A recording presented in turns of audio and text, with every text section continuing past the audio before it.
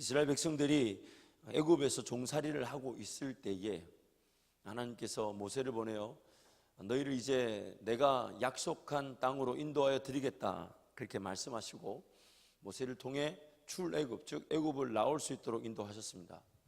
그래서 애굽을 나올 수 있는 그 인도하심에서 하나님이 철저하게 그 이스라엘 백성들이 하나님을 경험할 수 있는 기회들이 있었죠. 10가지 재앙들이라든지 또 홍해 사건이라든지 또 낮에는 구름 기둥, 밤에는 불 기둥, 또 만나, 메추라기, 또 반석에서의 물, 이런 모든 인도하심을 통해서 하나님이 하나님 되심을 철저하게 이스라엘 백성들은 볼 수가 있었죠. 근데 그럼에도 불구하고 이스라엘 백성들은 그 광야길을 들어서자마자 지금 낮에는 구름 기둥으로 다 이렇게 하나님이 그늘을 만들어 주는, 제가 이스라엘 단기 선교 갔을 때 그 유대 광야를 가보니까 정말 거기는 이 풀 한 폭이 나지 않아요. 전부 돌산이고 자갈도 아니고 그 바위, 흙바위 그거밖에 없었어요. 그러니까 낮에는 뭐 거의 40도에 육박하는 더위고 밤에는 거의 영하로 떨어지는, 이 불기둥과 구름기둥이 없으면 도저히 걸어갈 수가 없는 길. 그래서 하나님이 처음부터 구름기둥을 또 불기둥을 보내셔서 가는데 막상 광야에 들어서니까 먹을 것이 하나도 보이지 않는단 말이죠. 그러니까 지금 뻐젓이 그 구름기둥, 하나님의 그 임재의 상징이라 할 수 있는 그 구름기둥 아래, 그늘 아래 있으면서 광야를 보면서 먹을 것 없다고 불평합니다. 마실 것 없다고 원망하고 고기 먹게 해달라고 시험하고, 그런 것들을 하나님께서 결국 불순종으로 보시고 오늘 본문 말씀 보면 광야에서 그들은 하나님을 원망하고 불평하고 시험하다가 멸망을 당했다. 광야에서 하나님이 시원하게 해주시는 구름기둥 아래서 하나님을 믿지 못해가지고 하나님을 원망하고 먹을 것 없다고 원망하고 마실 것 없다고 불평하고 고기 쉽게 해달라고 시험하다가 광야에서 다 죽고 말았다. 종종 그런 질문을 받아요. 그럼 이스라엘 백성들은 구원을, 그 광야에서 멸망당한 사람들은 구원을 받은 걸까요? 아니면 지옥 간 걸까요? 하나님을 불평하고 원망하고 시험해서 지금 출애굽했어요. 그렇죠? 애굽에서 나왔어요. 하나님 끌고 나왔어요. 근데 그들이 약속의 땅에 딱 갔는데 하나님을 믿었어요? 아니면 하나님을 거절했어요? 거절해서 귀에 광야길로 돌아왔단 말이에요. 하나님이 약속하신 땅 입구에 가서 나만 믿고 들어가자고 갔는데 그들이 하나님을 안 믿고 그 가나안 땅을 들어가지 않자 광야에서 헤매면서 불평 원망 시험하다가 거기서 다 죽고 말았어요. 그럼 이스라엘 백성들, 그때 광야에서 죽은 이스라엘 백성들은 천국 갔을까요? 지옥 갔을까요? 천국 갔을까요? 지옥 갔을까요? 굉장히 불편하지만 천국 갔어요. 왜냐하면 그들이 그 죄를 짓고 멸망당했다 할지라도 유월절 어린 양의 피, 또 홍해 아래 물 아래 세례를 받던 홍해를 지나온 그 구원의 효력은 취소되지 않기 때문에요. 그럼 성경이 지금 우리에게 말씀하고 싶어하는 내용이 뭘까요? 그럼 이게 굉장히 중요합니다. 여러분 자세히 들어보세요. 하나님은 지금 마귀는 우리에게 영적 공격을 한다 해도 우리 구원의 유무를 결정짓지를 못합니다. 마귀의 어떤 공격에도 우리 구원이 취소되거나 우리 구원이 포기되어지지 않습니다. 그러면 이 영적 세력들, 마귀를 통해 오늘 우리에게 마귀가 이루고자 하는 소기의 목적은 뭐냐면 지금 이 땅에서 하나님의 능력과 권세를 제대로 누리지 못한 채 살아가도록 만드는 그 무식하고 어리석은 그 삶을 살도록 만든다 이 말이에요. 다시 한 번 더요. 구원의 유무와 관계가 없어요. 마귀가 나를 아무리 공격하고 내가 넘어져도 내가 예수를 말미암아 구원받은 것에 대해서는 그 어떤 것도 나를 해하지 못합니다. 구원이 취소되거나 구원이 포기되지 않습니다. 그런데 오늘 이 땅에서 하나님과 함께 동행하며 살아볼 그 능력과 권세가 포기되어지고 거절되어지고 누려보지 못하더란 말이에요. 그래서 예수 믿는다 하면서 하나님의 능력과 권세 그 하나 맛도 못 본 채 그렇다고 세상 나가서 성공할 수 있을까? 그것도 아니죠. 왜냐하면 하나님 손에 붙들려 있으니 하나님이 세상의 방식대로 내가 살아갈 수 있도록 내버려 두실까요? 하나님의 손에 내가 붙들려 있으니 내 구원이 결코 포기되지 않고 하나님 손에 붙들려 있으니 내가 하나님께로부터 버려지지 않는데, 바꾸어 얘기하면 내가 세상의 방법대로 세상의 방식대로, 세상의 문화와 세상의 이런 가치관대로 내 삶이 사라질 수 있을 것 같습니까? 그래서 세상은 세상대로 허덕거리고 교회 오면 교회 와서 허덕거립니다. 세상의 방식대로 살아지지도 않고 하나님의 능력과 권세를 모르니 교회 와서도 예배 시간에 엉뚱한 짓 하고 하나님에 대한 감격과 기대 이런 게 없죠. 생기질 않죠. 지금 하나님이 지금 우리를 구원시켜 놓고 남겨놓으신 이유가 뭐겠습니까? 뭘까요? 이 땅에 우리 왜 남겨져 있습니까? 구원받았으면 천국 올라가는 게 낫지 않을까요? 왜 남겨져 있을까요? 예배당에 여러분 왜 왔습니까? 지옥 갈까봐? 왜 왔어요? 왜? 여러분 잊지 마십시오. 이 땅에서 이런 삶, 비록 쓰러질 일이 있고 넘어질 일이 있고 아픔이 있고 고통이 있어도 그 쓰러지고 넘어질 위기 속에서 하나님 은혜로 다시 일어나서 하나님을 붙들고 하나님을 신뢰하고 하나님을 의지하며 걸어가는 지금 이 삶은 더 이상 천국에서 존재하지 않습니다. 이 땅에서 지금 이 삶은 하나님과 함께 동행하며 살아갈 수 있는 삶은 지금 이 땅에서 이 삶이 처음이자 마지막입니다. 그리고 하나님은 길어야 100년, 120년의 이 땅의 삶을 저 영원한 그 천국의 삶의 기준으로 삼으신다고 말씀하십니다. 저 영원한 천국의 삶의 그 모든 모양과 가치와 주어질 상급이 이 땅에서의 삶으로 결정하시겠다고 말씀하십니다. 그래서 지금 우리는 이 땅에서 그 하나님을 의지하며 살아가는 거예요. 그 하나님을 신뢰하는 거죠. 그래서 하나님은 항상 우리를 포기치 않으시고 인도하십니다. 죄를 짓고 넘어지고 하나님을 거절하고 잘 모르는데도 끝까지 인내해 주시고 기어이 하나님 은혜를 누릴 수 있도록 하나님 은혜를 맛볼 수 있도록. 그래서 여러분 삶의 비결은 하루라도 빨리 하나님을 인정하고 하나님 방법대로 하나님 은혜를 누려보는 게 이게 삶의 가장 관건입니다. 이게 만약 되지 않으면 내가 만약에 구원을 얻고 하나님의 사람이라는 것이 분명하다면 하나님의 방법이 아니면 다른 방법이 없어요. 내가 자유할 방법이 없고요, 내가 행복할 수가 없고요, 내가 평안을 누릴 수 없고 내가 어떤 것도 내가 취할 수 있는 게 단 하나도 없어요. 단 하나도. 마음에 그런 어떤 만족감이 생기지 않습니다. 끊임없이 굶주립니다. 하나님을 떠나 있는 자들 마치 뿌리가 뽑힌 채 던져진 것처럼, 그래서 잠깐은 그 뿌리에 있는 영양분으로 사는 것처럼 보이지만 뿌리가 땅에서 뽑혀 있기 때문에 말라 비틀어진 건 시간 문제인 것처럼 하나님 안에 내가 거하지 않으면, 그래서 요한복음 말씀에 주님 뭐라 그러십니까? 나는 포도나무여 너희는 가지니 네가 내 안에 내가 네 안에 거하지 않으면 너는 아무것도 할 수 없느니라. 네가 나를 떠나서는 아무것도 할 수 없느니라. 그렇게 말씀하시는 거예요. 그래서 주님 안에 거하고 주님만을 바라보고 주님을 느끼고 주님과 동행하는 삶이 아니면 내 삶은 끊임없이 역행하게 되어 있습니다. 너무너무 안타까운 것은 차라리 삶이 쓰여지지 않고 시간이 쓰여지지 않고 물질이 쓰여지지 않으면 좋겠건만 하나님을 떠나서 쓰여진 그 시간과 물질은 또 다른 열매를, 엉뚱한 열매를, 전혀 원하지 않은 열매를 맺어서 또 그거를 가지고 삶은 허덕거리게 되어 있어요. 하나님을 위해 쓰여져야 될 시간이, 하나님과 함께 동행하며 쓰여져야 될 내 삶이, 그래서 성령의 열매를 맺으며 나의 은사와 장점이 쓰임을 받고 나만이 걸어갈 그 길을 걸어가면서 하나님 나를 통해 영광을 받으시고 나는 그 가운데 자유함을 느끼고 나는 그 가운데 행복감을 느끼고 나는 그 가운데 만족감을 누릴 그 유일한 길을 걸어가지 않고 하나님 없이 딴 길을 내가 갈 수 있다고, 내가 옳다고, 내가 할 수 있다고 걸어가는 순간 10년, 20년 시간이 가면 갈수록 삶은 점점점 묶이게 되고 붙들리게 되고 엉뚱한 것에 사로잡혀서 결코 자유를, 만족을 느낄 수가 없습니다. 내 가치를, 이 땅의 유일한 존재로 하나님이 허락하신 나의 가치가 결코 만족되어지지 않는 거예요. 자유할 수가 없는 겁니다.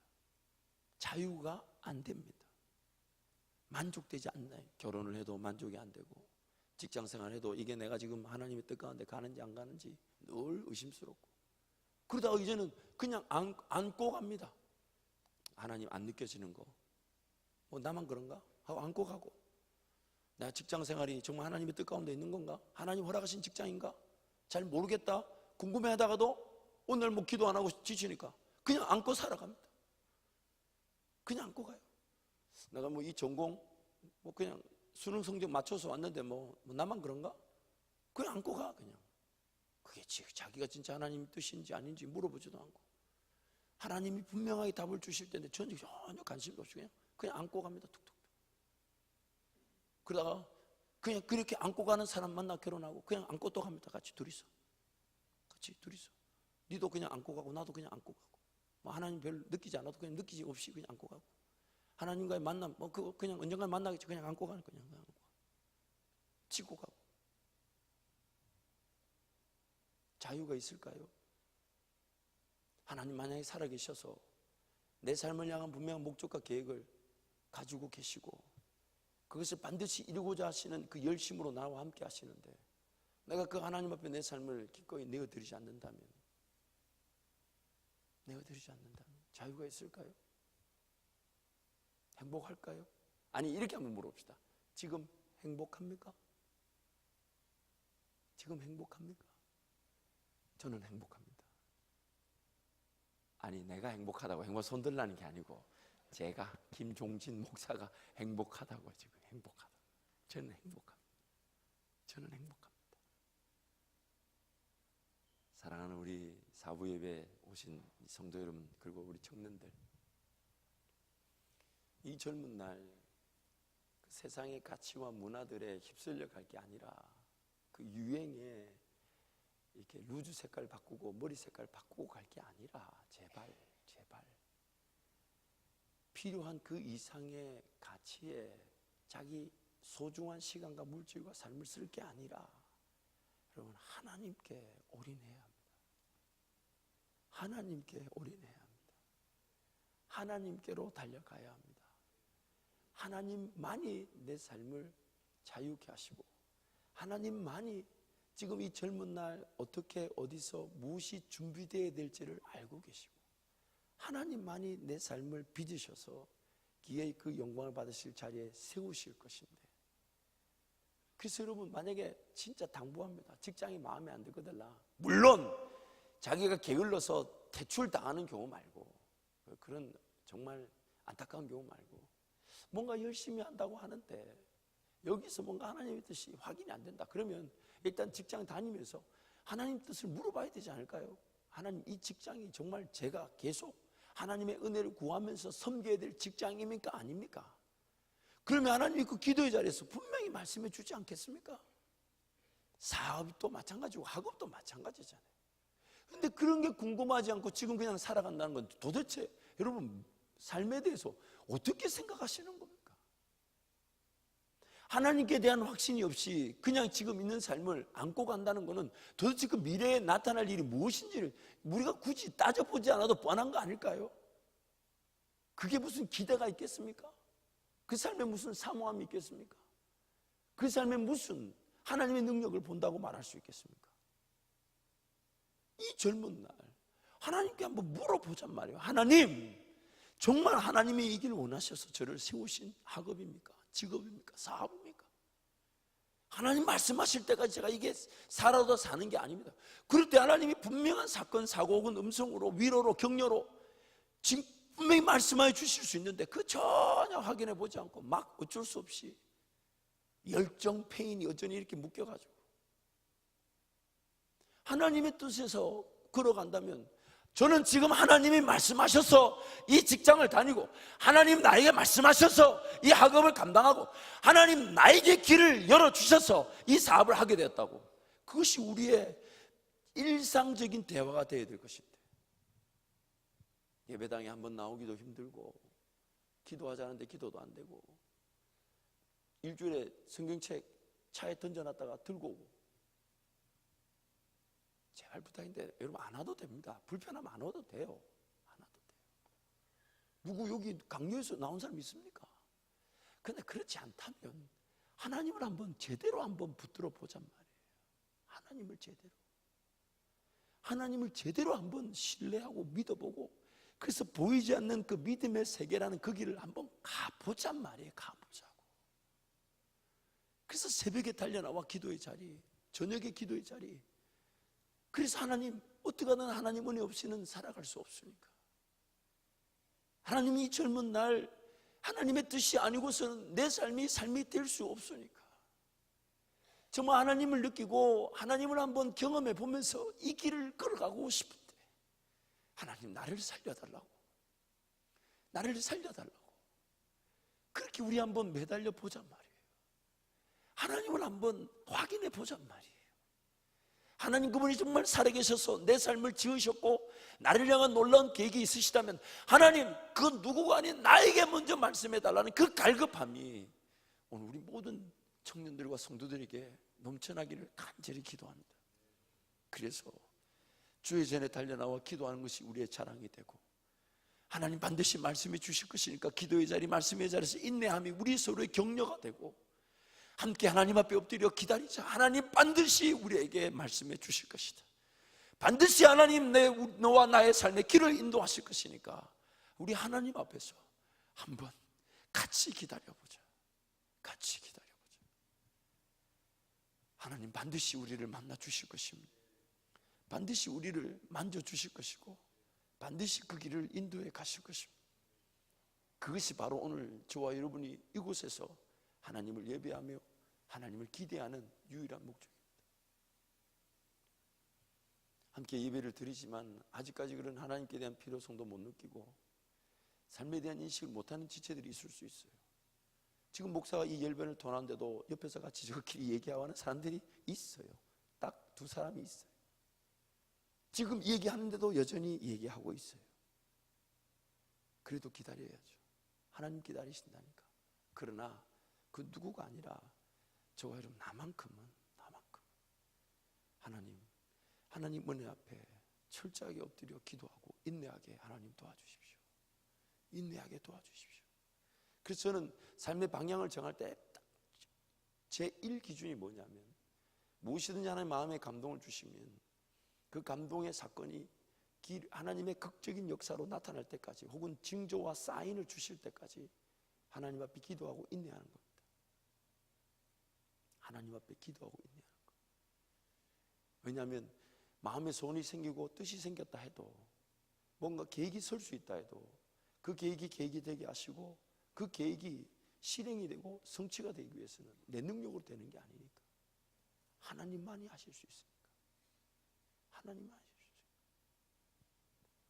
있어요. 지난주 수요일인가 화요일이었던 것 같습니다. 화요일날 저희 집에 가정에 가정적인 기도 제목이 하나 있었는데, 그 가정적인 기도 제목을 놓고 한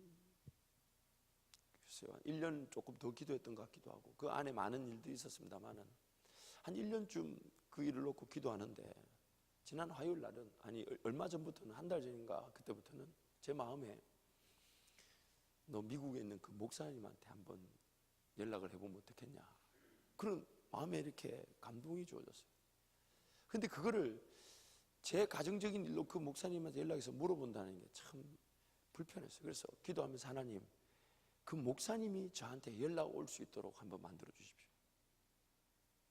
저에게 하나님 그 목사님을 통해 혹시 일이 해결이 될 일이면, 제가 그 목사님에 전해서 제가 하나님께로부터 이런 음성을 받았는데 목사님이 제 이 가정적인 문제를 해결해 줄 수 있는 분이라고 주님 나에게 음성을 주셨습니다.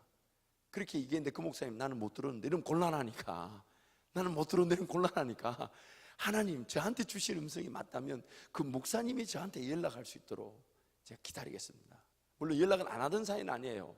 한 6개월 전에 뭐 카톡으로 필요할 때 연락도 하고 또 언제든지 연락할 수 있는 사이지만, 뭔가 이렇게 특별한 뭔가 있어야 되지 않겠나.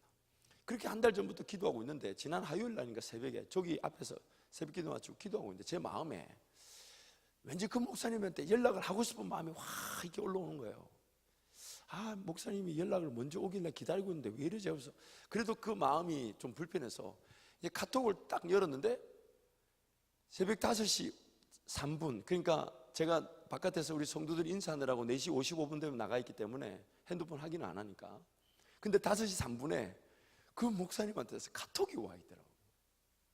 그러고 하는 말이, 장인어른이 돌아가셨다고 한국에 방문한다고 잠깐 기회가 되면 보면 좋겠다고 이렇게 연락이 왔어요.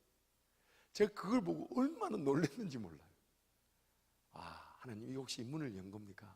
그러면서 기도하기 시작했어요. 하나님, 제가 그 장례식장 가서 목사님 만나서 대화를 나눌 때에 조심스럽게 얘기를 해볼 텐데 하나님 뜻을 보게 해주십시오. 그래서 그 장례식장 가서 대화를 나누는 중에 일단 그 목사님도 그건 제가 할 수 있습니다 라고 이렇게 말씀해 주셔서 지금 이제 그걸 놓고 또 기도하고 걸어가고 있는 중입니다. 제 일 기준이 뭐냐? 하나님이 일을 하신다라는 것이 나타날 때까지 나는 기도의 자리, 그 인내의 자리를 떠나지 않겠다는 것. 떠나지 않겠다. 하나님 음성이 없는데도 살아가지 않겠다는 것. 하나님 나에게 확신 주시고 길을 여셨다는 그 분명한 사인 없이 직업을 갖지 않겠다는 거예요. 사업을 시작하지 않겠다는 거예요. 결혼하지 않겠다는 거예요. 자꾸 얘기해서 죄송합니다. 최근에 결혼한 우리 커플 중에 여러분 잘 알지만 제가 실명을 거론하지 않겠습니다. 이제는 애 아버지가 됐기 때문에 실명을 거론하기가 조금 불편합니다. 또 이게 증거로 남아서 나중에 그 애가 커서 비디오를 보고 저를 따질 수가 있기 때문에 실명 거론하지 않겠지만 사귀고 있을 때 그 두 사람한테 제가 얘기했어요. 결혼에 대한 하나님의 분명한 뜻을 한번 확인해 봐라.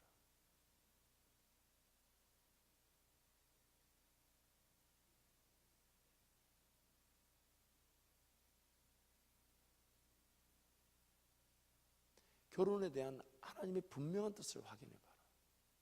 그래서 40일을 저녁을 금식하면서 기도해 보라고 그렇게 했는데 자매가 저한테는 얘기 안 하고 나중에 간증이에요. 어느 날 저한테 갑자기 한 20일쯤 지났나? 목사실로 눈물을 막 흘리면서 들어와가지고 하나님 이거, 목사님 이거 하나님 뜻이죠? 하나님 확인시켜 준 거죠? 이래요.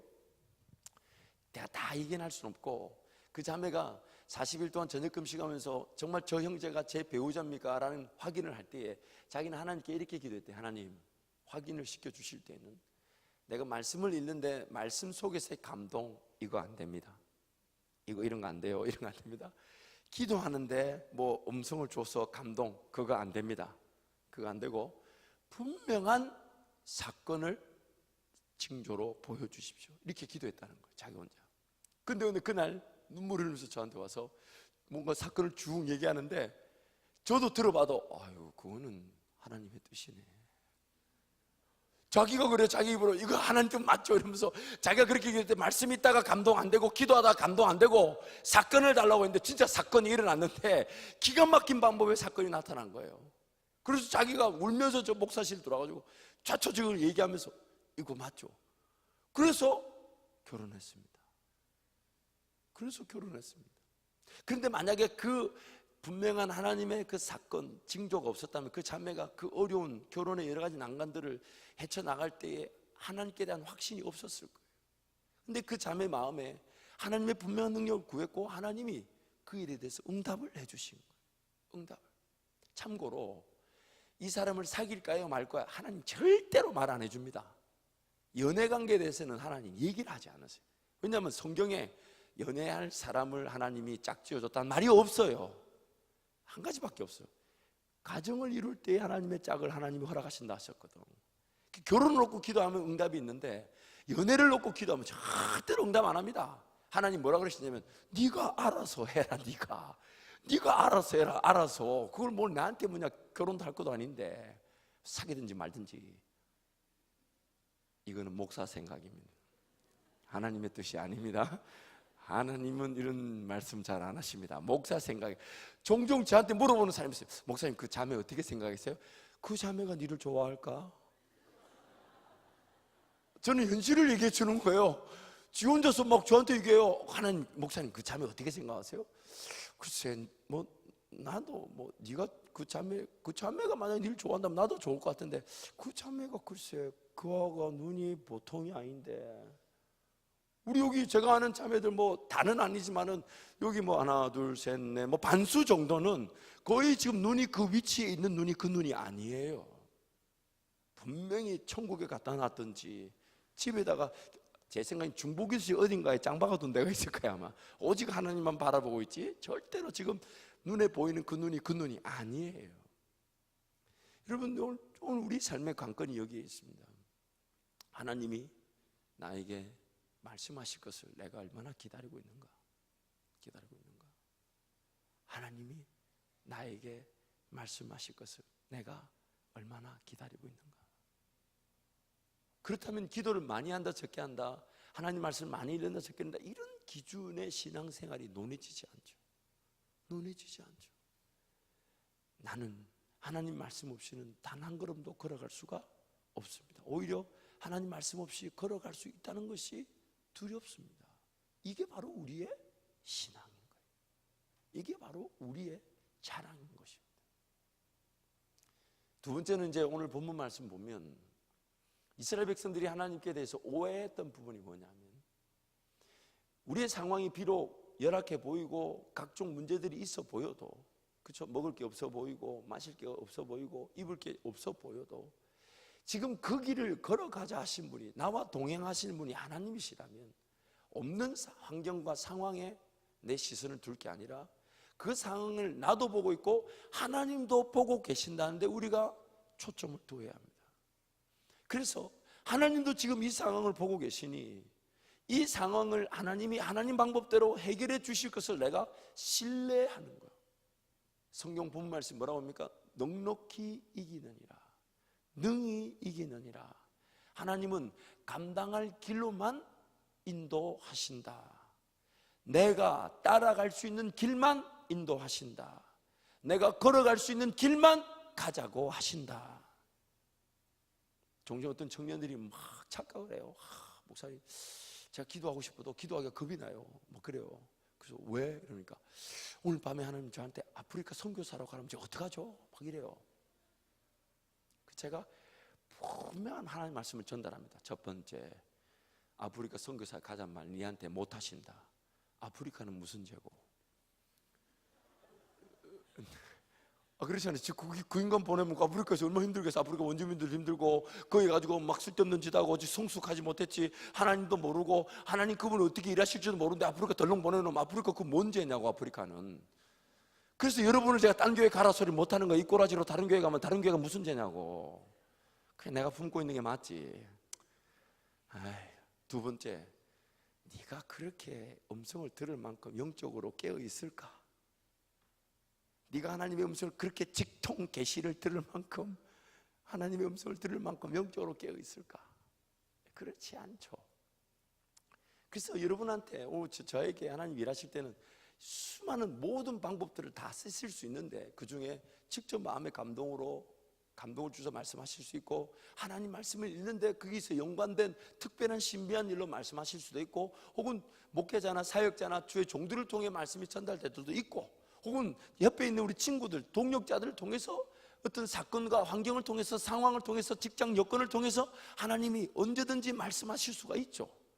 그러니까 그거를 신뢰하는 거예요. 그거를 내가 못 알아듣는다 해도 하나님 앞에 무릎을 꿇는다면 내 못 알아듣는 이 영적 상황에도 불구하고 하나님은 길을 인도하실 수 있고, 심지어 나에게 말씀하지 않고서도 내가 들을 수 없는 형편임에도 불구하고 하나님은 상황과 환경을 바꾸어서 길을 인도해 가실 수 있는 분이 우리 하나님이십니다. 딱 한 가지, 내가 하나님을 기다리고 인내하고 있다면, 신뢰하고 있다면, 내가 전혀 듣지 못하는 상황 속에서도 하나님 상황과 환경을 바꾸어서라도 나를 인도해 가실 수 있다는 거예요. 왜냐하면 그 지체가 하나님을 기다리고 인내하고 있기 때문에. 그래서 오늘 우리의 삶의 관건은, 내 삶은 무조건 하나님의 음성대로만 걸어갈 수 있다는 것과, 하나님 나에게 말씀 음성을 주실 때는 내가 감당할 수 있는 길로만 가게 하신다는 거예요. 감당할 수 있는 길로. 만약 내가 떨고 있다면 떨고 있는 그 상황에 맞는 음성을 주시고, 내가 못 가고 있다면 갈 수 있는 어떤 분명한 용기를 주시기도 하고, 내가 지금 걸어가고 있는 게 잘못됐다면 하나님이 그것을 깨달을 수 있는 힘을 주시거나, 잘못된 그 길을 옳은 길을 위한 방법의 도구로 바꾸어 쓰실 수도 있는 분이 우리 하나님이십니다. 우리 하나님이세요. 모든 것들이 합력하여 선을 이룰 수 있도록 역사하실 수 있는 분이 하나님이시다 이 말이에요. 그렇기 때문에 관건은 내가 그 하나님을 절대적으로 나의 삶의 주인으로 그분만을 따르기로 작정하고 그분 앞에 내가 인내하고 있는가, 이 한 가지가 우리의 삶을 결정하는 겁니다. 2001년도에 고등부 전도사로 부산에 가서 이제 사역을 할 때입니다. 고등부 전도사 사역을 해보니까 그때 고등부가 몇 년생이었냐면 81년생, 2년생, 3년생 고등학생이더라고.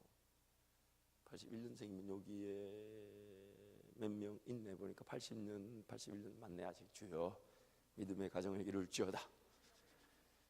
불가능한 것이 가능하게 될 줄 믿습니다. 아무도 아멘 안 하네. 그래서 이제 그때 고등부 사역을 할 텐데 제가 사역을 해보니까 일주일에 주일날 하루 2시간 채 되지 않는 그 신앙교육으로 과연 이 학생들이 하나님의 사람으로 자랄 수 있을까? 아니더라고. 아닌 것 같아요. 그래서 몸부림을 쳤어요. 과연 어떻게 해야 되나? 어떻게 해야 되나? 일주일에 2시간이 채 되지 않는 이 예배, 신앙생활로 이 아이들이 하나님을 붙들고 걸어갈 수가 없는데 이걸 어떻게 해야 되나? 고민하는데 하나님이 어느 날 저한테 꿈을 주셨어요. 그리고 그 꿈을 딱 꾸는 순간 그거라면 가능할 수 있겠다. 그게 뭐냐면 교회를 통해 학교를 세우는 꿈입니다. 그래서 교회를 통해 학교를 세운다 할 때 저는 학교 그 자체의 어떤 매력이나 어떤 방법이나 과정을 생각했다기보다는 딱 한 가지가 마음에 들었어요. 그게 뭐냐면 주일날 예배드리고 토요일날 성경보하고 우리 함께 하나님을 느껴보고 하나님을 경험해보자고 막 오라 해도 안 와요. 학생들도 안 오고 심지어 장로님 아들이고 집사님 아들이라 장로님 집사님들까지 오라 해도 안 와요. 근데 학교에서는 학생들 오라 하니까 잘 가더라고. 심지어 학교에서 부모님들 오라 하니까 그 부모님들이 휴가 연차 월차 쓰면서 학교를 가더라고. 아하, 교회가 학교를 세워서 교사와 학생뿐만 아니라 학부모까지도 교육을 할 수 있겠구나. 이거 좋다. 이거 좋다. 그래서 주님 감사합니다. 제가 기독교 학교 주님 주신 꿈인 줄 알고 저부터 공부하겠습니다. 그래서 도서관 가서 찾았어요. 기독교 학교 교육 쫙 찾으니까 한글로 된 책이 하나도 없더라고요. 그 당시에 기독교 학교 교육이라는 이름으로. 그리고 쭉 보니까 영어 서적밖에 없고 원어로 쭉 나오더라고요. 아하, 주님 나한테 미국으로 유학 가라 하시는가 보다. 딱 저는 하나님 뜻으로 받아들였죠. 학교 교육 분명히 존재하는데 한국에 책이 없다고 공부를 포기할 수는 없으니까. 그래서 미국 유학을 간다 하니까 완전히 주변에 마귀들이 얼마나 들끓는지, 네 실력으로 미국 가니 못 가니, 어렵니 힘드니 심지어 불가능하니, 또 어떤 사람은 막 돌려서 얘기하고 나중에 그거 생각 깨닫고 나서 얼마나 기분 나쁘든지 막 이런 얘기 하더라고요. 네가 마치 지금 미국 유학을 준비하는 거는 마치 결혼 준비가 다 되었는데 자매가 없는 것과 같은 것 같다, 있다고 이 얘기를 하더라고요. 내가 그걸 그때는 못 알아들었어요. 나중에 기도하는데 굉장히 기분 나쁘더라고. 그런 얘기를 들으면서 저도 갈팡질팡했죠. 심지어 그때가 어떤 상황이냐면 제가 2002년 8월 달에 미국을 갔는데 2001년 우리가 잘 아는데 9월 11일 날 미국 9.11 사태라는 게 터져가지고 그 9.11 사태로 그 스테이트 빌딩 2개가 무너졌잖아요. 근데 그 9.11 사태의 주범들이 누구냐면 이 중동에 있는 테러 집단들인데 그 사람들이 학생 비자로 미국에 들어와서 그 사건을 일으킨 거예요. 학생 비자로. 그러니 학생 비자를 얻으려는 제 지금 상황이 완전히 까다로워지고 보통 까다로운 게 아니에요. 거기다가 시골에서 목회하시는 아버님, 재정적인 서류조차 띄기가 힘들잖아요. 나중에 서류를 이렇게 비자 인터뷰를 하기 위해서 서류를 준비해야 되는데 권장 서류가 그 재정 보증, 즉 제가 미국 가서 공부할 때의 그 비용을 지원할 수 있는 재정 보증을 위해서 부모님이든 혹은 직계 가족의 은행 잔고 증명서를 가져오라는데 아버지한테 아버지 은행 잔고 증명서를 달랍니다. 이 대사관에서 은행 잔고 증명서를 가져오래요. 했더니 우리 아버지가 저한테 그러시더라고. 별 의미가 없을 텐데 오히려 마이너스일 텐데 그거 보면 네 비자 안 나올 수 있다 이러시더라고. 그 제가 보니까 참 어처구니 없는 금액이 잔액으로 남아있더만요. 그래도 어떻게 해? 그래서 그런 악조건이었어요. 아무것도 저한테 기댈 게 없었어요. 그러나 하나님이 가자 하셨으니까. 근데 기도만 하면 그렇게 모든 것이 악조건인데 기도만 하면 얼마나 마음에 평안이 있고 이미 몸은 한국에 있지만 영혼은 미국에 가 있어.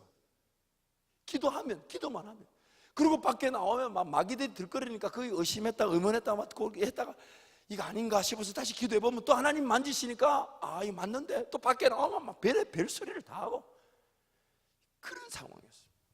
근데 어느 날 새벽에 기도하고 주님 은혜를 주십시오 막 이러고 있는데 잠깐 졸았던 것 같아요. 근데 그때 하나님 꿈을 하나, 이 큰 그림을 하나 보여주는데 그게 뭐냐면 제가 새 신발을 하나 사신었더라고요.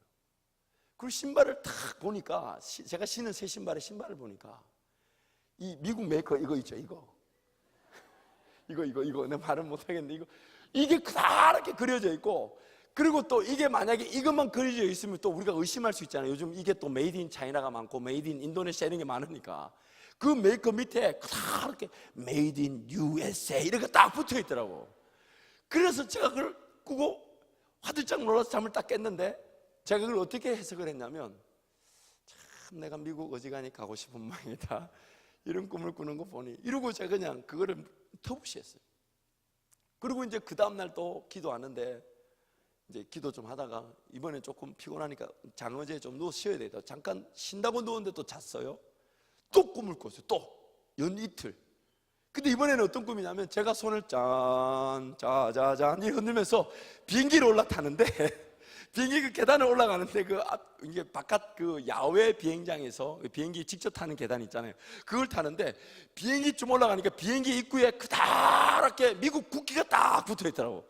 그래서 꿈에서 무슨 생각했냐면 내가 미국 가네 이런 생각을 했다니까. 그 딱 깨고 나니까 어제도 꿨고 오늘도 꾸니까 이게 터부시할 일이 아닌 거예요. 그래서 순간 제 마음에 하나님이 나를 지금 위로하시는가 보다. 분명히 하나님이 길을 여실 텐데 그 길을 여시는 그 순간까지도 내 마음이 연약하니까 왔다 갔다 하니까 하나님 지금 왔다 갔다 하는 내 마음을 붙드시려고 꿈을 보여주시고 위로하시는 거예요. 그래 가만히 생각하니까 하나님이 그렇게 꿈을 안 보여주시면 다른 방법이 없어요. 뭐 지나가다 예를 들어 김성진 전사 저를 만나가지고 미국 가실 분이네요 이러고 지나가면 내가 믿겠어요? 그거를? 믿겠냐고. 전혀 모르는 사람 툭 만지더니 미국 갈 타입이네 이러면 내가 믿겠냐고. 그거를 어느 점집에 갔는데 당신은 미국 갈 운세입니다 이러면 제가 믿겠냐고. 근데 그 기도의 자리에서 주님이 그렇게 보여주신 게 제가 생각할 때 지나고 보니까 최고의 어쩌면 유일한 방법이었어요. 그때 그 순간에 두렵고 떨리는 저를 위로하시려고. 그래서 그게 너무 갑자기 감사하더라고. 그래서 주님 감사합니다 하고 기도하려는데 제 마음에 그 깨달음이 주어졌어요. 지금 내가 미국을 하나님 나라를 위해서 공부한다고 계획을 하고 가려고 하고 있지만, 그 지금 바들바들 떨면서 기도하고 있지만, 만약 이 미국 길이 열리지 않는다고 해도 지금 내가 하나님 앞에서 인내하며 기도하는 이것을 하나님이 결코 저버리지 않으실 거라는 믿음이 생겼어요.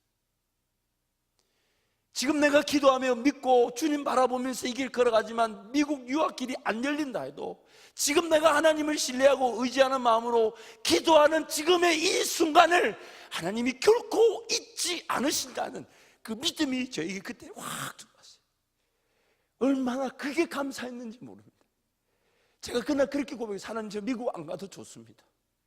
제가 미국 안 가도 좋아요. 그러나 하나님 제가 하나님을 신뢰하는 마음으로 기도의 자리에 인내하며 기도할 수 있다는 이것만으로도 하나님 감사합니다. 감사합니다. 하나님 감사합니다. 그래서 제 평생에 하나님이 걸어가자 하시는 그 길만 걸어갈 수 있도록 하나님이 저보다 저를 더 잘 아셔서 인도하시는 그 걸음에서 하나님이 가자 하시는 그 길만 걸어갈 수 있도록 하나님 저에게 은혜를 주십시오. 세상에 그 어떤 길을 보지 않겠습니다. 하나님 나에게 말씀하실 때까지 그 말씀 앞에 인내하고 그 말씀 앞에서 죽으면 죽을지언정 하나님 말씀이 나한테 임할 때까지 인내하면서 하나님만 바라보게 도와주시고 그 길만 감당할 길로만 인도하시는 하나님의 길로만 걸어가게 해 주십시오. 그렇게 기도하고 그날 얼마나 기뻤는지 몰라요. 막 아내한테 전화해가지고 막 이런 꿈 꿨다 막 했더니 그 사람 그렇게 그러면서 드디어 이제 인터뷰 날짜가 왔어요. 그 대사관에 탁 갔는데 보니까 창구가 3개가 열렸고 영사가 3사람이 딱 서 있더라고.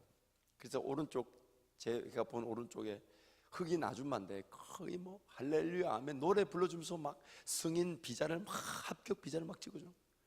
왼쪽 끝에도 보니까 흑인 할아버지 아저씨 정도 되는데 거기도 뭐 굿모닝 하면서 웃으면서 받아주고 막 그걸 막 대해주고 이러면서 막 비자를 막 주는 거예요. 근데 중간에 보니까 백인 이 청년인 것 같은데 안경을 딱 쓰고 얼마나 깐깐하게 생겼는지 안경 들었다 놨다 하면서 그걸 꼼꼼하게 무슨 오타 찾는 것도 아니고 보면서 하나하나 꼬집꼬집 묻고, 딴 데는 뭐 1분 30초 1분 안에 비자가 툭툭툭 뭐 진행 한 사람씩 진행했는데 여기는 갔다 하면 10분 15분 20분 막 시간 들이니까 하나님 중간은 아닌 것 같습니다. 이쪽. 그래서 심지어 제가 그 흑인 아줌마한테 축복하고 저 아줌마를 사랑하고 저 아줌마에게 오늘 저와의 만남에 하나님 막 이미 믿음의 길로 걸어가는 거예요. 저 아줌마 만나서 좋은 대화, 어떤 대화를 할지를 제 혼자 각본을 다 짜고 그러면서 계속 중간에 아예 거들떠보지 않고 만약에 하나님이 이 아줌마가 아니면 이쪽 아저씨라도 괜찮으니까 이쪽으로 하고, 그래서 아예 중간은 쳐다보질 않았어요. 그리고 가만히 보니까 한 6명씩 그룹을 묶어서 이 영사들한테 갖다 주는 거예요, 이렇게. 그래서 이제 조심해서 제 여권이 어디 가나, 왜냐하면 제 여권이 조금 여행사에서 그 여행사 좀 별난 여행사인데 여권 커버가 희한한 색깔 그렇게 덮여져서 제가 다 보면 알거든요. 그래서 가만히 유심 내 여권이 어디로 가나 보니까 이쪽 아줌마 쪽을 계속 봤죠. 특별히 무조건 이쪽으로 온다 막 그러면서 아예 중간하고 이쪽은 보지도 않고 가끔씩 아저씨 쪽을 보고 그런데 이쪽을 보고 있는다고 하는데 중간에 백인 쪽에 그 이제 밑에서 여권을 미리 제출한 여권과 비자 신청서와 입학증 그거를 백인한테 갖다 주는 게 보여. 그래서 갑자기 시선이 글로 가 보니까 그 백인 영사가 여권 6개를 한 그룹을 받아서 자기 유리창 앞에다 세워두는데 제 여권이 그 6명 중에 마지막인 거예요. 유리창에 딱 놓는데, 근데 그 유리창에 놓는 순간 제 심장도 같이 떨어졌어요. 이렇게 툭 이렇게 앉아 있는데 진짜 힘이 쫙 빠지면서 이게 어려운 건가? 그러니까 여러분 지나고 보면 하나님이 최악의 사건, 최악의 상황에서 오히려 불가능한 상태에서 그 가능케 하시는 길의 그런 역사인데, 가는 길목에서는 그 하나하나가 다 불편한 거, 하나하나가. 여러분 그런 느낌 받아본 적 있어요?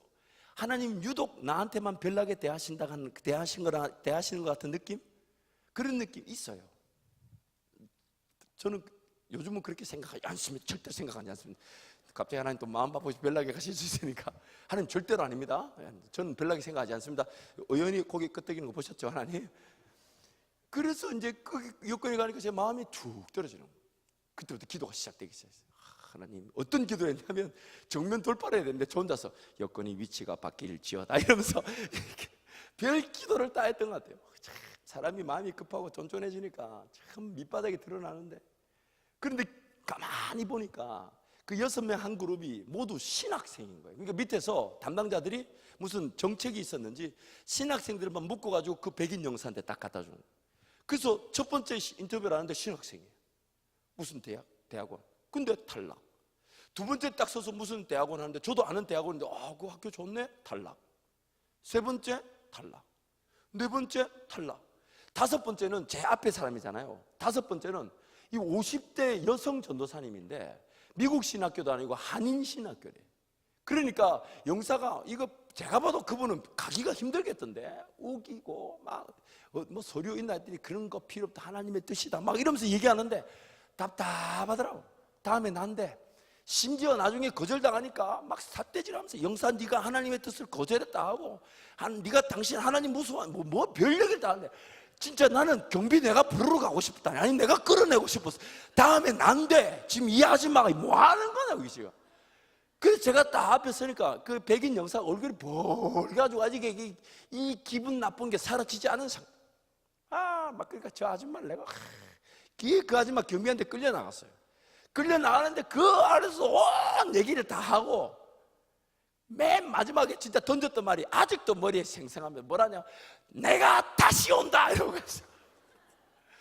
야, 난 진짜 그 말을 잊을 수가 없어, 잊을 수. 그래서 여러분 제가 서니까 이 영사가 마음이 얼마나 불편해. 얼굴이 홍조가 그 백인들 특별한 홍조 있잖아요. 이렇게 뭐 부끄러운 일이 어려운 일이 있으면 벌게죠. 벌게 하고 이러고 날 쳐다보는데 제가 애써서 막 굿모닝 하는데 대답도 안 하고 그래가지고 이제 제가 이미 제출한 서류를 이제 영상을 보고 있고, 저는 재정 보증 서류들을 이제 너무 두꺼워서 유리창에 안 들어가서 반을 뜯어가지고 이렇게 집어넣고, 근데 집어넣는데 인터뷰가 시작됐어요. 그래가지고 뭐 질문이, 아버지 뭐 하시냐? 그래서 이제 밀어넣으면서 질문이 들어오니까 아직 재정 서류 들어가지도 않았는데, 비자하고 여권 신청서하고, 비자 신청서하고 여권 신청서하고 합격증 3개만 보면서 질문하는 거예요. 그래서 아버지 뭐 하시냐? 목사님이시다. 그 서류를 계속 넣고 있고, 그러니까 저한테 묻더라고. 담임 목사냐? 아니 시골에 목사가 몇 명이나 있겠어? 한 사람밖에 없는데 우리 아버지 담임 목사시죠? 담임 목사시다. 그러면서 이제 반 넣고 나머지 반 늘어서 이제 밀어 넣으려 하는데, 세 번째 질문이 교인이 몇 명이나 모이냐? 그래서 제가 어떤 생각에 어른들이 한 4, 50명, 애들까지 뭐 6, 70명밖에 안 되는데 제 입에서 몇 명이나 나가냐면 80명 정도 모인다. 잠깐 생각해보면 그 60명이나 80명이나 별반 차이 없는 건데 그거를 또 부풀려가지고, 그래가지고 이제 서류를 넣으려 하는데 그 세 번째 질문이 끝나자마자 공부 열심히 하길 바란다고 도장을 콱 찍어주는 거예요. 그때 제가 하나님이 이렇게 계획해놓고 이렇게 쉽게 30초도 안 걸렸어요. 30초. 제가 나오니까 떨어진 사람 한 2사람인가 허탈해서 앉아 있었는지 누가 붙나 붙들고 있었는지 저한테 와가지고 도대체 어느 학교로 갔는데 붙었냐면 막 서류 보자고 막 가르쳐 달라는 거, 안 가르쳐줬죠. 그럼 뭐하러 가르쳐줘? 내 신상을 그들에게 줄 필요가 있어요, 없어요? 그렇게 무식하게 신상을 털려는 인간들이 있다 보니까 그냥 몰라도 된다고 한마디 해줬죠. 기도하십시오. 그렇게 시작이 됐어요. 그리고 미국 갔는데 한 달에 월세가 거의 80만 원인데 제 주머니에 30만 원밖에 없어요. 30만 원 조금밖에 없었어요. 근데 하나님은 그 걸으면서 12년 동안 석사과정 대학원을 2개나 마치게 하시고, 또 애를 무려 3이나 놓고 빚 한 번 지지 않게 그 12년의 미국 생활을 마무리하게 끝내게 하셨습니다. 오늘 우리 형편을 하나님이 모르시는 게 아니에요. 하나님은 다 알고 계십니다. 중요한 거는 하나님이 내 형편에 가장 알맞은 길로 내가 감당하고 내가 순종하고 따라갈 수 있는 길로 인도하시는데, 내가 과연 그 음성을 듣고 있는가? 듣고 있는가? 하나님이 말씀하시면 내 삶은 거기서부터 풀어지게 될 것을 믿고 하나님께 달려나와 전적으로 하나님 말씀하실 때까지 인내하고 있는가? 이것이 바로 오늘 우리 삶의 관건입니다. 강준민 목사님이 쓰신 그 말씀의 능력이라는 책에 이런 글이 나와요. 우리 방송실 화면에 한번 띄워주시죠. 방송실 오랜만에 올라왔는데 이러기가 수상하. 설교 5페이지인가 4페이지에 보면 강준민 목사님 말씀의 능력,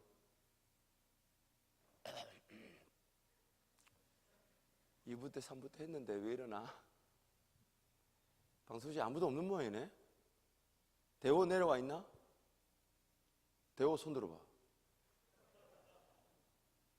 대호 안 내려와 있는데? 대호 오늘 교회 안 왔네?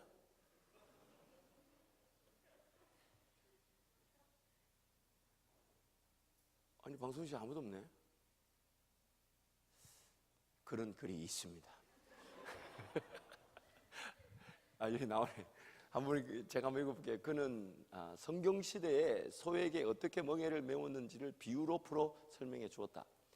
이 훈련받지 않는 젊은 소는 멍에를 매지만 느슨하게 메워서 아무것도 끌지 않는다. 그런 뒤에 농부는 그에게 나이 많고 훈련된 소를 그와 함께, 그 젊은 소와 함께 메고 그들을 맷돌이나 다른 연장에다 묶는다. 나이 많은 소가 모든 일을 한다. 젊은 소는 뭐죠 저게? 원형으로 뱅뱅 돌면서 곡식을 가는 법을 배운다. 이 단계에서는 이것으로 충분하다. 젊은 소는 그에게 요구되는 일을 쉽게 할 수 있다. 그 일은 그의 신체 성숙도와 훈련 수준에 딱 맞는다. 젊은 소가 이런 수업을 받으면 농부는 멍에를 바짝 조여서 젊은 소도 약간의 무게를 끌게 한다. 조금씩 무게를 늘려 마침내 두 소의 짐 무게가 같아진다. 이 과정에서 과업은 언제나 훈련 정도에 알맞게 주어진다. 주님도 당신의 훈련, 당신의 내적 능력, 당신의 영적 체력, 그리고 당신의 신체 구조에 맞게 짐을 질 것을 요구하신다. 주님도 나에게 뭔가 길을 가자 하실 때에 그 길을 내 수준에 맞추어서 가자 하시지 못 갈 길을 가자 하지 않으신다 이 말이에요. 그래서 마태복음 11장에 그 유명한 말씀이 있죠. 수고하고 무거운 짐진 자들아 다 내게로 오라. 내가 너희를 쉬게 하리라. 왜냐하면 이는 나는 마음이 온유하고 겸손하니 나의 멍에를 메고 내게 와서 배우라.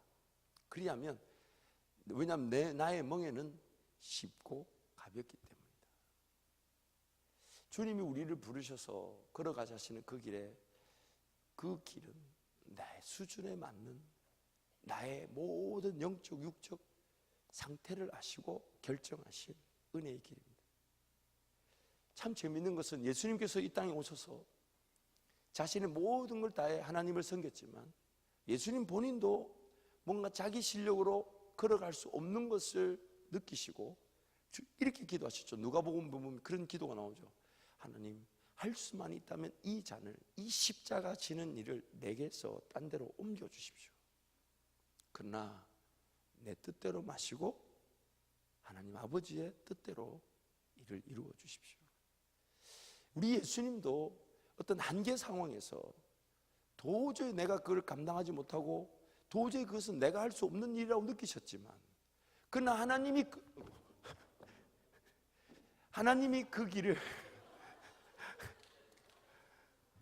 여러분, 제가 오늘 아침 7시 반부터 지금 1부, 2부, 3부, 4부까지 설교를 하다 보니까 다리에 힘이 없어요.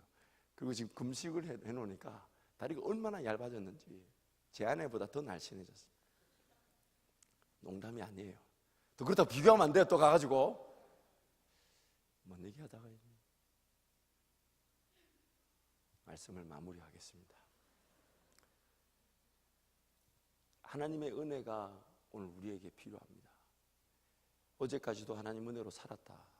근데 오늘 삶은, 그리고 내일 삶은 우리가 전혀 예측할 수 없는 하나님의 은혜가 아니고서는 살아갈 수 없는 삶이에요. 만약 하나님의 은혜가 아닌데 내일 삶을 산다는 것은 저는 내가 원치 않는 열매를 거둘 수밖에 없는 어리석은 짓이 되고 맙니다. 그래서 내일 우리의 삶은 하나님 은혜가 필요하고, 그래서 오늘 내가 무릎을 꿇고 하나님, 나에게 은혜를 주셔야 합니다. 내가 걸어갈 길에 대한 하나님의 음성을 나에게 주시고 길을 열어주셔야 되고 하나님 나를 주관해 주셔야 합니다. 그래서 하나님만을 온전히 신뢰하고 그분이 나에게 말씀하시고 이를 인도하실 때까지, 길을 여실 때까지 하나님 은혜 말을 구한다면 하나님은 반드시 저와 여러분이 걸어갈 수 있는, 감당될 수 있는 길로 인도해 가십니다. 감당될 수 있는 길로 인도해 가십니다. 갈 수 있는 길로 가게 하십니다. 하나님을 더 바라보면 되는 것입니다. 하나님을 더 의지하면 됩니다. 하나님을 더 신뢰하면 됩니다. 하나님을 더 바라보고 주님만을 기도하고 은혜를 구하면 됩니다. 마지막으로 그 필립 냔시라는 기독교 작가가 있죠. 그 작가가 이런 말을 합니다. 우리 방송실 한번 띄워줄래요? 맨 마지막 거 함께 갑니다. 시작. 하나님께 도달하기 위한 어떤 노력보다 그저 손을 내밀어 하나님께서 거저주시는 은혜를 받는 것이 중요하다. 뭔가 삶의 우선순위로 여겨지는 거 사실 하나님보다 급한 거 없어요. 하나님이 그 상황을 모르시는 게 아니잖아요. 삶에 지금 하나님께 달려나와 기도하는 것보다 더 긴급한 거 없습니다. 하나님이 오늘 나에게 말씀하시면 그 상황을 해결해 주실 수 있고, 아니면 그 상황보다 다른 더 좋은 상황으로 인도해 가실 수 있어요. 불편한 상사와의 관계, 하나님이 일하시면요, 그 불편한 상사 마음을 바꾸실 수 있고요, 아니면 내 마음을 바꾸실 수 있고요, 아니면 그 불편한 상대를 딴 데도 옮기실 수도 있어요. 하나님이 일하신다면 못하실 일이 없어요. 아니면 나를 다른 직장으로 보내실 수도 있어요. 그래서 지금 우리가 긴급하게 여기는 거, 어려움과 아픔과 힘들게 여기는 그 인생의 문제를 내 방법으로 풀 게 아니라 하나님 앞에 달려나와 하나님 방법대로 풀어간다면, 그래서 그걸 따져 묻지 말고, 심지어 이렇게 이거 하고 나서 저거 하고 나서 오겠다 이런 말 하지 말고 그냥 달려나와 그냥 입 벌리고 하나님만이 저를 도우실 수 있습니다. 하나님만이 저를 인도하실 수 있습니다. 하나님만이 저의 길이 되십니다. 하나님만이 저의 능력 되십니다. 하나님만이 나를 이끄시는 진리 되십니다. 하나님만이 나의 생명 되십니다. 그 고백으로 날려나오면 하나님이 그 길을 주관하실 줄 믿습니다. 주관하실 줄 믿습니다. 그래서 그 길을 우리 모두가 함께 걸어가고 있는 거예요. 그래서 언젠가는 우리 모두가 그 은혜의 자리에서 다 기뻐하고 즐거워하게 될 것인데, 사랑하는 우리 청년 그리고 성도 여러분, 오늘부터라도 심지어 담배 피고 그 담배 끊고 오겠다, 아니요, 담배 피고 오세요. 괜찮아요. 죄송합니다. 교회에서 담배 재떨이를 드릴 수는 없지만 그러나 담배 피면서 오세요. 담배 끊고 오는 게 아니라 담배 피면서 주님 만나는 게 우선이니까. 왜냐하면 그 주님이 담배를 끊게 하실 수 있는 능력을 주실 수 있으니까. 술도 마찬가지예요. 마약도 뭐 마약은 없겠지만 어쨌든 제가 미국에 있을 때는 뭐 마약도 너무 많아가지고 마약쟁이들 오면요, 냄새가 담배 냄새, 술 냄새는 저리 가라요. 땀 냄새하고 그 개쾌한 그런 냄새들 어마어마합니다. 제가 막 차마 말로 표현을 못해요. 그러나 그 상태 그대로 오란 말이에요. 여러분 한번 생각을 해보세요. 병원에 병 고치고 병원 가는 사람 있습니까? 아니 목욕탕에 갈 때 때밀고 목욕탕에 가는 사람이 있어요? 우리 교회도 마찬가지. 죄인들이 그냥 예수 이름 의지하에 달려나와. 너도 죄인이고 나도 죄인이고 그렇잖아요. 여기 죄인 아닌 사람 어디 있어요? 죄인 아닌 사람 어디 있냐고. 더러운 이 죄인의 모습으로 그냥 예수 이름 의지하에 달려나와서, 하나님 날 위해 죽으신 예수님 때문에 그거 하나 붙들고 달려나왔으니까 나에게 은혜를 주시고 나를 불쌍히 여겨달라고, 그 한마디로, 그 말 한마디로 하나님 앞에 인내하는 그들을 하나님은 결코 내버려 두시지 않습니다. 그래서 여러분의 젊은 날이 그렇게 하나님과 함께 걸어가면서 기어이 여러분만이 걸어가야 될 그 길, 누군가 경쟁할 필요가 없는, 여러분 각 사람을 유일한 한 사람으로 만드신 하나님의 계획과 목적에 따라 여러분이 쓰임을 받고, 여러분의 은사가 뭔지 장점이 뭔지를 자기 자신도 몰랐던 장점들을 발견해 가면서 그렇게 하나님 앞에 훈련받고 단련받고 연단받고 그렇게 하나님 만나고 하나님 그분과 동행하며 살다가 20년 30년 뒤에 여러분을 통해 하나님 교회를 더 든든히 세우시고 나라를 바꾸시고 통일 사역의 주 사역자들을 일으키시면서 더군다나 세계 전체를 아우르는 그런 영향력 있는 사람들로 여러분을 세우실 것을 옛날엔 안 믿었지만 지금은 믿습니다. 옛날엔 도저히 안 믿겼지만 지금은 믿습니다. 그래서 여러분, 그날에 우리가 그 하나님을 더 귀하게 자랑하고, 그날에 나를 끝까지 인내하셨다가 기어이 그 은혜의 자리에 세우셔서 나를 통해 영광을 받으시는 그 하나님을 마음껏 노래하고 찬양하는 저와 여러분이 될 줄 믿습니다. 같이 한번 통성으로 기도하겠습니다.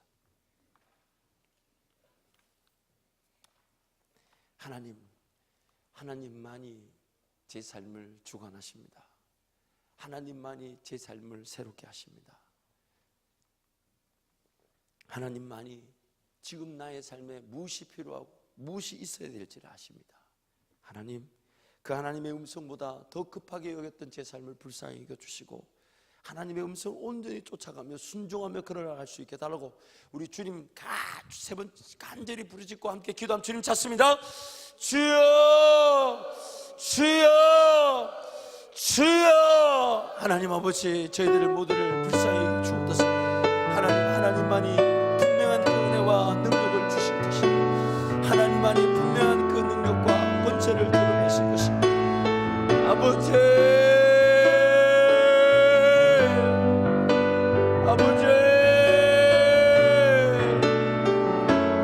하나님 아버지, 주의 놀라운 그 능력으로 저희들을 안아주시고 결코 포기치 않으시는 그 손길을 온전히 경험할 수 있도록 하나님 인도해 주시옵소서. 하나님 함께해 주시옵소서. 하나님 아버지 살려 주시옵소서. 하나님, 제 방법과 제 생각을 전부 양쪽하는 저를 불쌍히 해주시고 스스로 뒤에 있는 척, 스스로 면전한 척 착각하지 마시고 오직 모든 길 하나님만이 그 길을 아시고 감당할 수 있는 길로 인도하시고 그저 하나님 앞에 달려나와 은혜를 구하며 하나님의 능력을 구하며 걸어갈 수 있도록 하나님 도와주시옵소서. 아버지,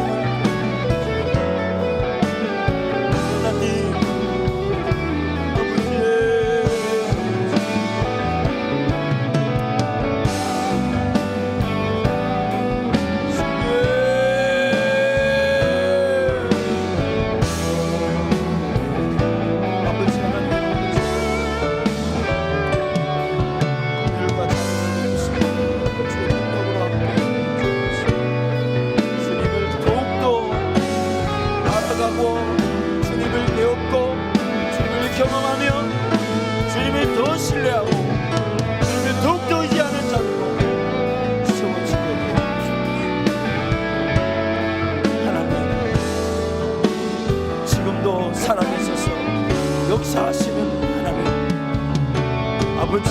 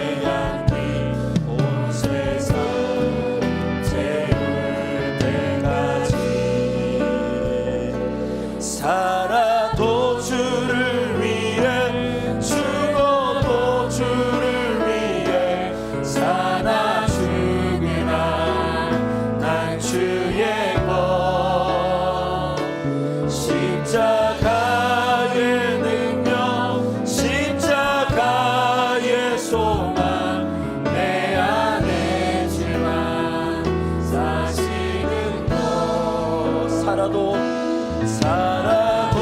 주를 위해 죽어도 주를 위해 사나 죽으나 난 주의 것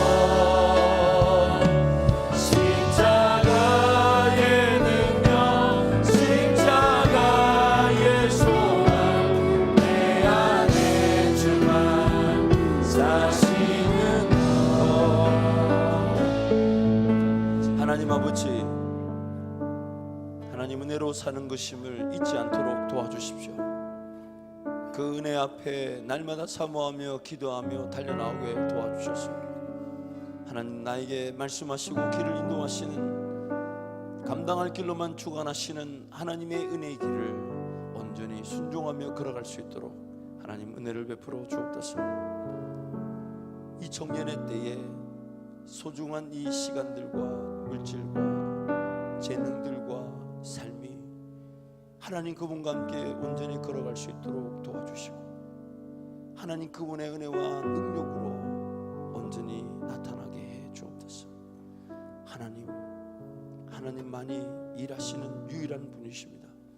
하나님만이 제 삶을 인도하실 수 있습니다. 하나님만이 제가 걸어갈 그 길을 하나님만이 아십니다. 제가 최고로 행복해하며 제가 제일 만족해하며 제가 제일 즐거워할 제 인생의 그 길을 하나님만이 아시오니 하나님 그 길을 깨달을 수 있도록 은혜를 베풀어 주옵소서. 이 시간은 귀한 청년들 삶의 전부를 내어드리는 마음으로 귀한 물질을 구별하여 드리오니 귀한 예물을 받아주시고 더 놀라운 주의 사랑과 능력을 위해 쓰임받게 하시고 주님 나라를 위해서 헌신하는 즐거움이 저들의 평생에 끊어지지 않도록 은혜를 베풀어 주옵소서. 이제는 우리 주 예수 그리스도의 크신 은혜와 하나님 아버지의 무한하신 그 사랑과 성령의 감화교통 인도하심이 하나님께 달려나와 내 삶의 모든 주권을 하나님께 내어드리며 내 방법과 내 지식과 인간적인 생각으로 살지 않기로 작정하고 하나님의 뜻을 구하는 살아가는 모든 성도들과 청년들 머리 위에 저들의 남은 평생의 삶 위에 영원토록 함께 하실지어다. 아멘.